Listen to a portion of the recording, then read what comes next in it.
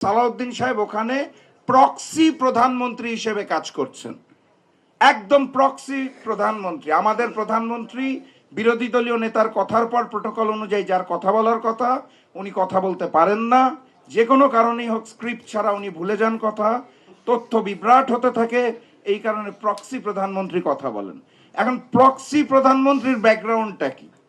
তারা বলে গুম, আমরা দেখি উনি শিলংয়ে বিলাসবহুল 3 স্টার রিসর্টের মধ্যে সময় কাটিয়েছেন।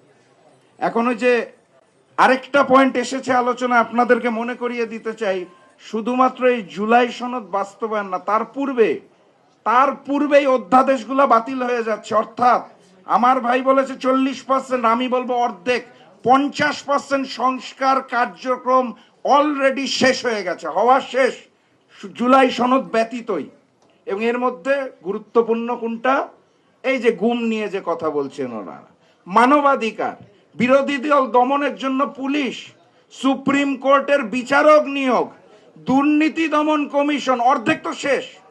একটা ফ্যাসিস্ট সরকার গঠনের জন্য, স্বৈরাচার গঠনের জন্য যা যা গুণাবলী প্রয়োজন, সেই সংস্কারগুলো তো অলরেডি শেষ হয়ে গেছে। আমাদের হাতে আর অপশন রয়েছে বাকি অর্ধেক। আমাদের প্রক্সি প্রধানমন্ত্রী, উনি নাকি গুমরত অবস্থায় ছিল। 2023 সাল আমরা ফ্যাসিস্ট হাসিনা বিরোধী আন্দোলন করছি, বিএনপির নেতৃত্বে আমার দল জাকপাও, আমরা তখন 12 দলীয় জোট, গেলাম অফিসে, জনাব তারেক রহমানের সাথে স্কাইপিতে মিটিং হবে, স্কাইপি ওপেন হলো, আমরা দেখলাম স্ক্রিনের মধ্যে এক পাশে জনাব তারেক রহমান, আরেক পাশে নুডলসের বাটি হাতে নুডলস খেতে খেতে সালাউদ্দিন সাহেব, একজন গুমরত ব্যক্তি শিলংয়ে বসে আমাদের সাথে বৈঠক করছে আমরা কিভাবে আন্দোলন পরিচালনা করব ইন্টারনেটের মাধ্যমে দিল্লি সরকারের আওতায়। এ কি সম্ভব?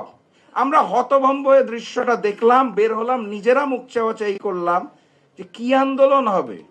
সেদিনই বুঝে গিয়েছিলাম আন্দোলন আসলে হবে না, বালুর ট্রাকও নড়বে না, ঈদ আসবে ঈদ যাবে, আসলে কিছু হবে না।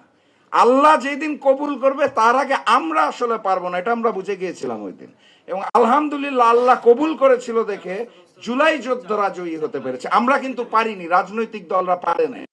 এখন সর্বশেষ কথা করণীয়, যেটা বলেছিলেন, অনেকে অনেক প্রস্তাব দিবে, আমি যেটা বিশ্বাস করি, অতীতের লড়াইটা হয়েছিল আওয়ামী লীগ এবং ভারতীয় আধিপত্যবাদের বিরুদ্ধে, সামনের লড়াইটা হবে বিএনপি, আওয়ামী লীগ এবং ভারতীয় আধিপত্যবাদের বিরুদ্ধে। সেই লড়াইটা যদি আমরা করতে প্রস্তুত থাকি তাহলে রাজপথে নামতে হবে।